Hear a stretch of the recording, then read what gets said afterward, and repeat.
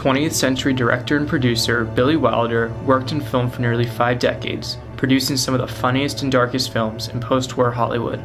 But Wilder stands out from other directors in his writing ability, as it was his screenplays that primarily afforded his film success and cemented his name and legacy in Hollywood.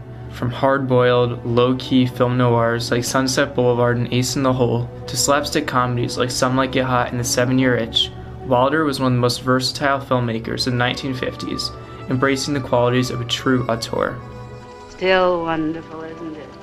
Sunset Boulevard is Wilder's 1950 film noir that takes a cynical look at Hollywood through Norma Desmond, a washed-up and aging star, and Joe Gillis, a struggling screenplay writer.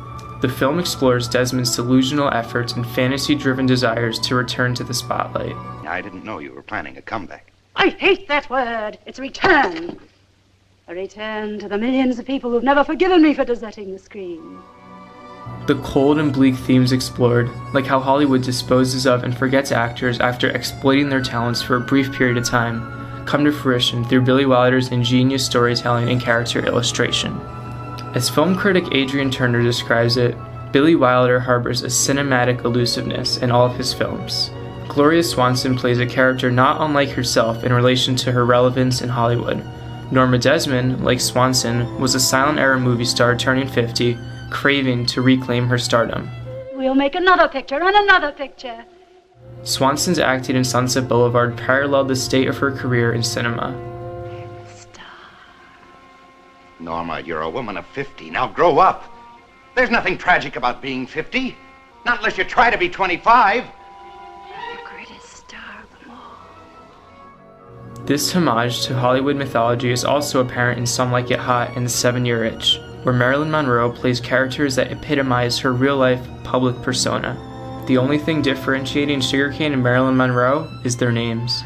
I wanna be loved by you, just you, nobody else but you. I wanna be loved by you, ba-deedly-deedly-deedly-dum, boop-boopy-doop. Nevertheless, Wilder's cinematic elusiveness is not just employed through performances. Many of his films, like Ace in the Hole, foster an allegorical deeper meaning, allowing the Austrian director to criticize Hollywood and American culture. A story about a manipulative, hard-boiled journalist who exploits a man's accident to further his career, Ace in the Hole is Wilder's dark parable used to criticize the unethical, corruptive nature of the press. I can handle big news and little news, and if there's no news, I'll go out and bite a dog. This level of social commentary is apparent in all Wilder's cinema, from Sabrina, where he questions societal roles in the aristocracy, to Some Like It Hot, where the director engages in a discussion of homosexuality and gender identity. How do they walk in these things, huh? How do they keep their balance? Must be the way the weight is distributed. Now, come on. Another common element shared among Wilder's work is his sympathizing with the individual rather than the group without endorsing the hero's attitudes or actions. No matter how corrupt or nefarious an individual may be, Wilder is always more critical of the larger group.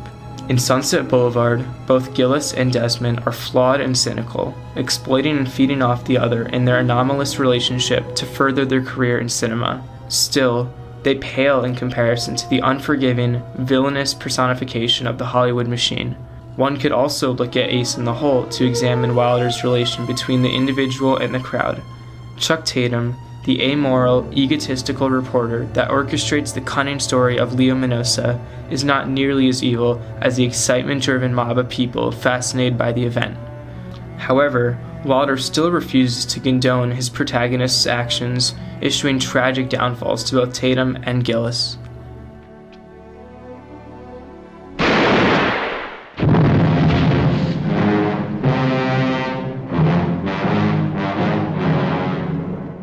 At the level of his screenplay, a notable aspect of Billy Wilder's signature style is his references to popular culture.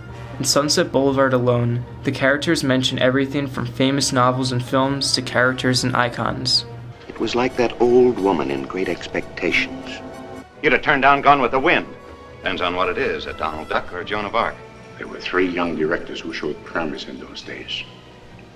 T.W. Griffith, Cecil B. DeMille, and Max von Meyer. Wilder often gets a kick at referencing stars, as he's able to demonstrate his film's awareness in the context of Hollywood culture. What blonde in the kitchen? Wouldn't you like to know? Maybe it's Marilyn Monroe. Delving further into the script, it becomes apparent that Wilder employs these allusions to criticize American consumerism in his cinema. One could look at Lorraine Minosa in Ace in the Hole. She uses her husband's accident to advance her business and abandon him. You'll sell all your hamburgers, hot dogs, soda pop, and all your Navajo rugs. There's gonna be real dough in that cash register by tonight. And even Joe Gillis, who lives with Norma Desmond, leeching off her wealth, embodies Wilder's condemning of materialism. All my things? All my 18 suits, all my custom-made shoes, and the 6 dozen shirts, and the cufflinks, and the platinum keychains, and the cigarette cases? As Adrian Turner puts it, Wilder's heroes have to choose between money and happiness, and the mark of the hero's maturity, and Wilder's esteem, is in his choosing of the humanist rather than the materialist option. Chuck Tatum abandons his greed-struck tendencies after realizing Leo's probability of death, and Sugarcane still loves Joe without his wealth and yacht. Go back to where the millionaires are. The sweet end of the lollipop, not the coleslaw in the face, the old socks, and the squeezed-out tube of toothpaste. That's right. Pour it on. Talk me out of it.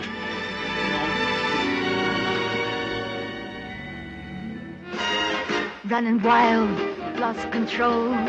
Running wild. In examining Billy Wilder's signature style in his films from the 1950s, he stands out from other auteurs in not having a distinct visual style.